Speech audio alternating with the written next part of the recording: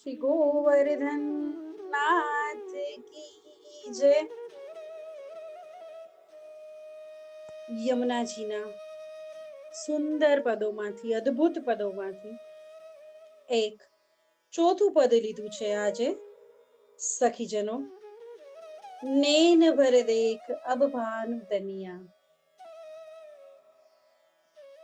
જ્યારે આપણે વ્રજમાં જઈએ, શ્રી યમુનાજીની કૃપા વગર, શ્રી સ્વામિનીજીની પરમિશન વગર વ્રજમાં નથી જવાતું।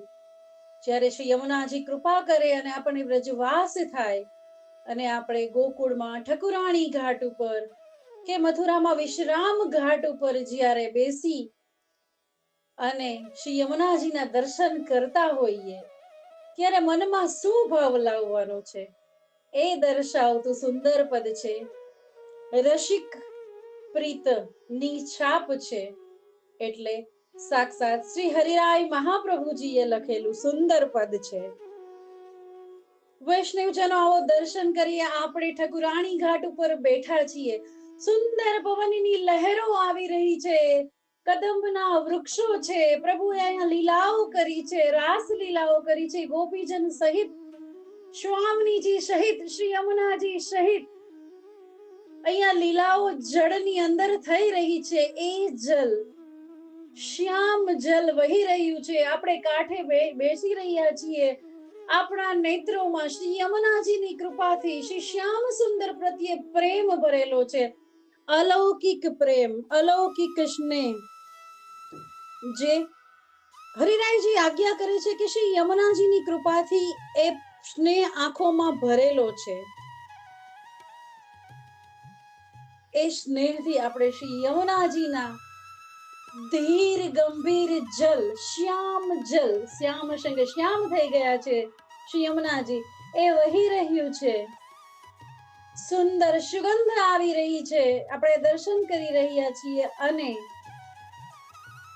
નૈન ભર દેખ અબ ભાનુ તનિયા, નૈન ભર દેખ, હરિરાયજી આજ્ઞા કરે છે કે હે ભક્ત, હે સુહાગીન ભક્ત, એ યમુનાજીને ભાનુ તનિયા, યમુનાજી, પાનુ એટલે સૂર્ય, તનિયા એટલે પુત્રી, શ્રી યમુનાજીને શ્રી સૂર્યની પુત્રીને નૈન ભર દેખ, એ આંખમાં અલૌકિક સ્નેહ ભરીને જોઈ લે, દર્શન કરી લે, નિહાળી લે।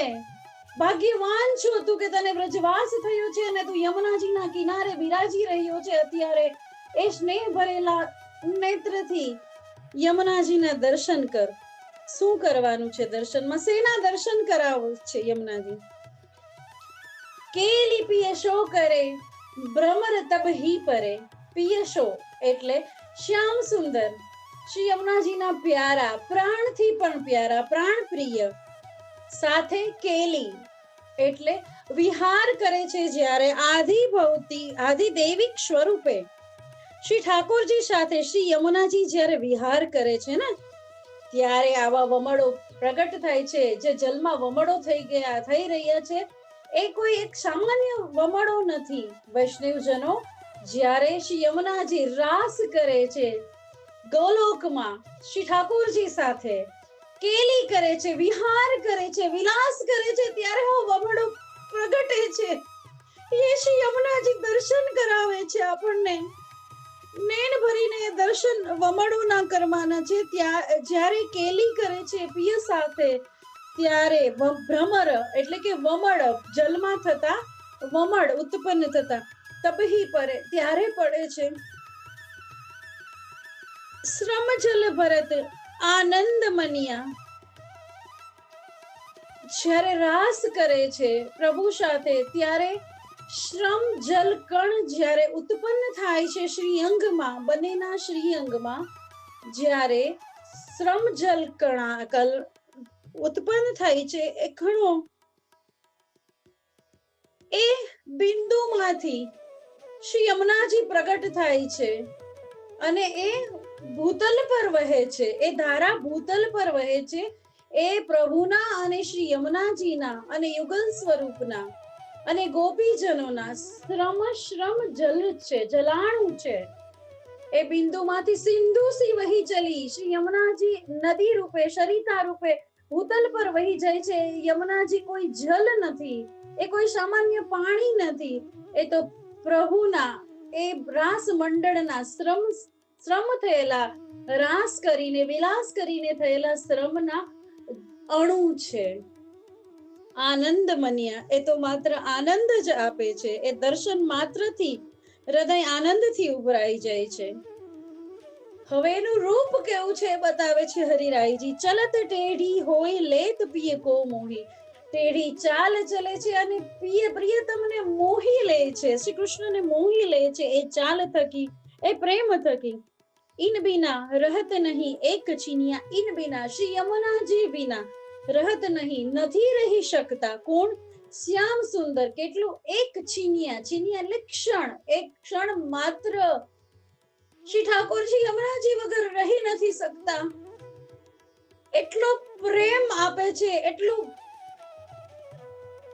નેહ કારણ યમુને પ્રથમ જુઆઈ, પ્રથમ નંબર આવે, પ્રથમ ક્રમ પર આવે છે શ્રી યમુનાજીનો નેહ કારણ. એટલો પ્રેમ છે પોતાના પ્રિયતમ પ્રત્યે, પોતાના ઠાકોરજી પ્રત્યે. રસિક પ્રીત રાસ કરત શ્રી યમુનાજી પાસ. જ્યારે શ્રી યમુનાજી અને શ્રી ઠાકોરજી રાસ કરે છે, એના દર્શન માત્ર જ માનો નિર્ધનન કી હે જુદનિયા. આપણા જેવા નિર્ધનો માટે એક જ ધન છે, શ્રી યમુનાજી અને શ્રી ઠાકોરજીને રાસ કરતા આપણે દર્શન કરીએ. જે ભક્તને રસદાન કરવાનું શ્રી ઠાકોરજી વિસરી ગયા હોય છે, તો યમુનાજી પોતે કષ્ટ ઉઠાવીને શ્રી ઠાકોરજી સાથે વિલાસ કરી રહ્યા છે, તેમ છતાં પ્રભુને યાદ કરાવી આવે છે કે પહેલો એને દર્શન દેવાના બાકી છે, એના પર કૃપા વર્ષાવવાની બાકી છે. આમ તે નિર્ધન ભક્તને સ્વરૂપાનંદનું દાન કરાવે છે. એ દાનરૂપ ધનની પ્રાપ્તિ માત્ર શ્રી યમુનાજીની કૃપાથી થાય છે, અને એ નિર્ધનનું ધન મળે છે, એની કૃપા મળે છે, ઠાકોરજીના દર્શન મળે છે, એ પ્રિયતમના રાસલીલાના દર્શન કરાવે છે. એ સ્વરૂપાનંદ કહ્યો છે. એટલી કૃપા છે શ્રી યમુનાજીની. યમુનાજીની કૃપા વગર પુષ્ટિ માર્ગમાં આવવું પણ શક્ય નથી. આપણા જેવા જીવોને શ્રી યમુનાજીની કૃપાથી જ શ્રી કૃષ્ણ મળે છે. એટલું સુંદર પદ હરિરાયજીએ રચ્યું છે. હે યમુનાજી, એક જ આપના ચરણોમાં વિનતી, કૃપા વર્ષાવી રાખજો. આપની કૃપા બની રહે યમુનાજી, આપની કૃપા બની રહે. શ્રી ગોવર્ધન નાથ કી જય.